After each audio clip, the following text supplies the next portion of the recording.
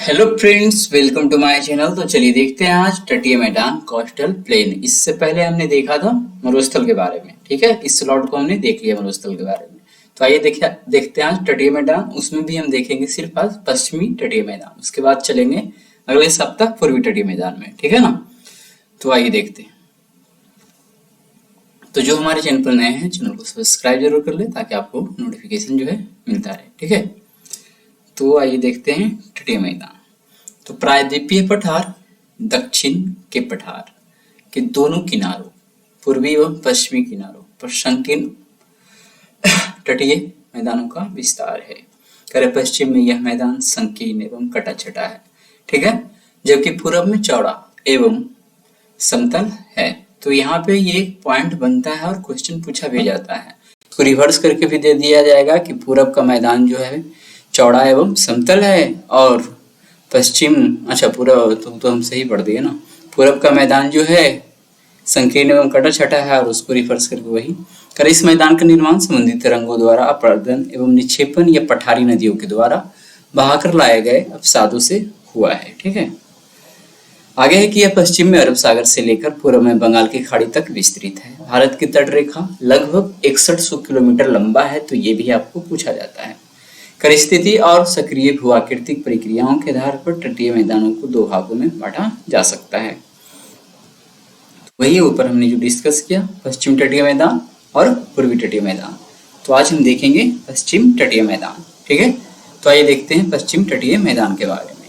कर पश्चिम तटीय मैदान पश्चिम घाट तथा अरब सागर के मध्य स्थित संकीर्ण मैदान है। क्या है? पश्चिम तटीय मैदान पश्चिमी घाट, ठीक है, और अरब सागर के मध्य स्थित एक संकीर्ण मैदान है जो उत्तर में कच्छ के तट यानी गुजरात से लेकर, ठीक है, दक्षिण में कन्याकुमारी यानी जिसको बोलते हैं कैप कमोरिन तक अरब सागर के साथ साथ विस्तृत है। इसका फिगर सबसे नीचे देखेंगे। पहले कुछ कंटेंट देख लेते हैं। कह रहा है गुजरात के मैदान को छोड़कर यह मैदान पूर्वी तटीय मैदान से कम चौड़ा है।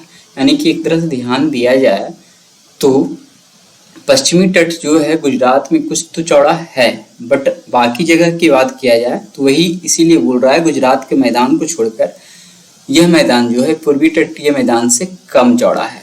इस मैदान की औसत चौड़ाई जो है 65 किलोमीटर एवं पश्चिम से पूरब 10 से 80 किलोमीटर है। और इसकी अधिकतम चौड़ाई गुजरात में नर्मदा एवं तापी के मुहाने के समीप 80 किलोमीटर है। ऐसा औसतन 65 किलोमीटर। ठीक है, कर पश्चिम तटीय मैदान जलमग्न तटीय मैदानों के उदाहरण हैं। तो एक तरह से पश्चिम तटीय मैदान लगभग क्या है, वो जलमग्न रहता है, डूबा रहता है, यानी वेटलैंड्स के रूप में रहता है, ऐसा कह सकते हैं। कर ऐसा विश्वास है कि पौराणिक शहर द्वारका, विश्वास है, ठीक है ना, किसी समय में पश्चिमी तट की मुख्य भूमि पर स्थित था जो अब पानी में डूबा हुआ है। तो एक साक्ष्य दिखाया जाता होगा कभी कभी आपको समुद्र के अंदर कुछ महल टाइप का, तो जिसको द्वारका लोग कह देते हैं। ठीक है, पौराणिक कथा जो सही होता है या फिर गलत भी होता है उस पर बात अभी नहीं करना है, आगे देखते हैं। करें जलमग्न होने के कारण पश्चिमी तटीय मैदान एक संकीर्ण पट्टी मात्र है और पतनों एवं बंदरगाहों के विकास के लिए प्राकृतिक परिस्थितियां प्रदान करता है। ठीक है, तो थोड़ा जलमग्न है, इसी कारण से कह सकते हैं कि ये बंदरगाह के लिए उचित है, क्योंकि उथला होगा, पानी वहां कम होगा तो बंदरगाह बनाने में दिक्कत होता है। फिर उत्तर में गुजरात तट से लेकर दक्षिण में, ठीक है, केरल तट तक पश्चिमी तटीय मैदान को 4 भागों में बांटा जा सकता है। ठीक है, चारों भाग का फिगर भी हम देखेंगे कहाँ कहाँ कैसे पड़ता है, लेकिन पहले ऐसे ही जान लेते हैं। गुजरात का मैदान, गुजरात के कच्छ के रण से काठियावाड़ इन गुजरात के तटवर्ती भाग कच्छ के रण का मैदान समुद्री निक्षेपों में उमजन से बना है। उमजन मीन्स अपलिफ्टमेंट। ठीक है, अपलिफ्टमेंट मतलब भूमि ऊपर उड़ जाना, यानी जल स्तर वहां से कह सकते हैं एक तरह से कम हो गए या फिर वहां पे निक्षेपण के कारण वो अपलिफ्टेड। अच्छा यहाँ तो सॉरी निक्षेपण तो दे ही रहा ना।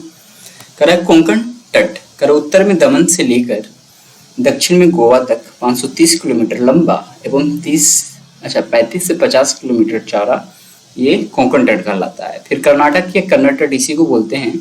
तो कर्नाटक तटीय मैदान 525 किलोमीटर लंबा है और ये 8 से 24 किलोमीटर चौड़ा है। तो देख रहे हैं एक तरह से कर्नाटक में बहुत कम चौड़ा है। कर जो उत्तर में गोवा से दक्षिण में मंगलुरु कर्नाटक तक का तटीय भाग है।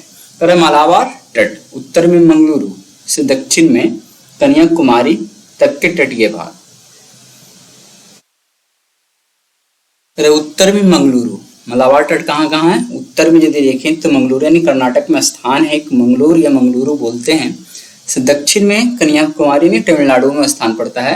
तक के तटीय भाग को कर मलाबार तट 550 किलोमीटर लंबा है एवं 20 से 100 किलोमीटर चौड़ा है। कर इस तटीय भाग में अनेक लंबे सक्रिय पशुजालीय बैक वाटर पाए जाते हैं जिन्हें केरल में कयाल एक प्रकार की लेगून कहा जाता है। ठीक है। अच्छा, और इसमें कंटेंट शायद है कि नहीं होगा, चलिए देखते हैं।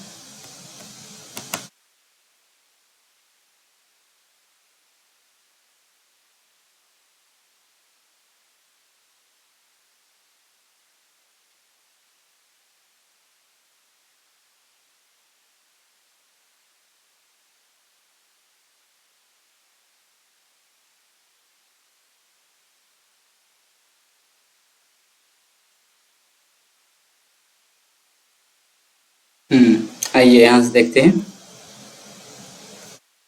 मलाबार तट तो हो गया ना। 180 किलोमीटर से भी अधिक लंबी वेवनाड झील ऐसा ही एक अनूप है जिस पर कोच्चि बंदरगाह स्थित है।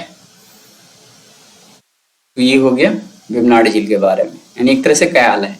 करेक्ट, कयाल या बैक वाटर क्या होता है? मलाबार तट की विशेष स्थलाकृति है। तो मलाबार तट की विशेष स्थलाकृति, वहां पे कयाल बहुत सारे होते हैं जिसे मछली पकड़ में और अंतःस्थलीय नौकायान के लिए प्रयोग किया जाता है। पश्चिम तटीय मैदान में बहने वाली अधिकतर नदियां पश्चिमी घाट पर्वत के पश्चिमी ढाल से निकलती है।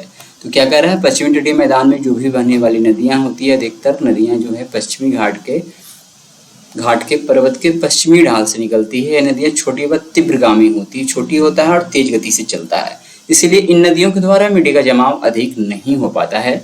पर इनमें से अधिकतर नदियां अपने मुहाने पर डेल्टा ना बनाकर ज्वार नदमुख का निर्माण करती है। ठीक है।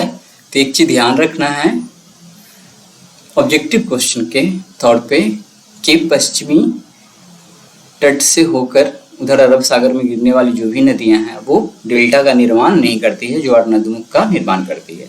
पर इसके दक्षिण भाग में कई लेगुन पाए जाते हैं।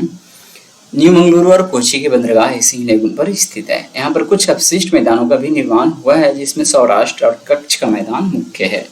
यहाँ पर स्थित प्राकृतिक बंदरगाहों में कांडला, मझगांव, जवाहरलाल नेहरू यानी जिसको नहवा सवा भी बोलते हैं, मुंबई, मरवागांव, मंगलुरु और कोच्चि शामिल है। तो ये कुछ क्या है? यहाँ प्राकृतिक बंदरगाह, कुछ महत्वपूर्ण प्राकृतिक बंदरगाह है। फिर से इसको देख सकते हैं, कांडला, मझगांव, जवाहरलाल नेहरू, नहवा, मुंबई, मरवागांव, मंगलुरु और कोच्चि शामिल है। पश्चिमी तटीय मैदान मध्य में संकीर्ण है, परंतु अच्छा ये सबसे पतला यदि कहें तो ये मध्य में संकीर्ण है। ठीक है, परंतु उत्तर और दक्षिण में चौड़ा हो जाता है। दक्षिण गुजरात से लेकर मुंबई तक पश्चिमी तटीय मैदान अपेक्षाकृत चौड़ा है, जो दक्षिण की ओर संकरा होता जाता है। तो यहाँ से फिर से पॉइंट आउट किया है कि गुजरात से लेकर मुंबई तक जो पश्चिम तटीय मैदान है वो उसमें चौड़ाई अधिक है, उसके बाद है जो चौड़ाई जो है घटता ही जाता है। ठीक है, चलिए आगे देखते हैं।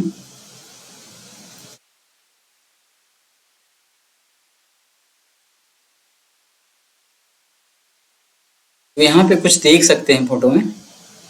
ठीक है, चलिए थोड़ा देख लेते हैं। तो ये देखिए गुजरात से यहाँ शुरू हुआ है। ठीक है, तो इधर कुछ दमन है, नासिक है, दादर व नगर हवेली है। ठीक है, यहाँ थाना मुंबई है, महाराष्ट्र है, ये पुणे है। तो ये देखिए दक्षिण कोंकण का स्थिति यहाँ दिखाया जा रहा है। ठीक है, कोंकण तट दिखा रहा है, तो इधर दक्षिण कोंकण तट, इधर यदि यहाँ पे बात करें तो उत्तर हो जाएगा। ठीक है, आगे इसी में पहाड़ियाँ कुछ दिखा रहा है, रत्नागिरी पहाड़ियाँ। ठीक है, इधर कोल्हापुर है। ठीक है, और अरब सागर तो इधर आपका है ही, जानते ही। आगे जाकर देखिए यहाँ पे कन्नड़ तट के बारे में हमने देखा, कर्नाटक में पड़ता है। तो यहाँ पे कुछ जगह है, पणजी है, करवार है, इधर बेलगांव है, मांडवी नदी है, जुआरी है, धरवार है, काली नदी है, शरावती नदी है। ठीक है, कर्नाटक में पड़ रहा है। इधर अब मैंगलोर या नेत्रावती घाटी, कुदेरमुख, ये देखिए कुछ है इधर।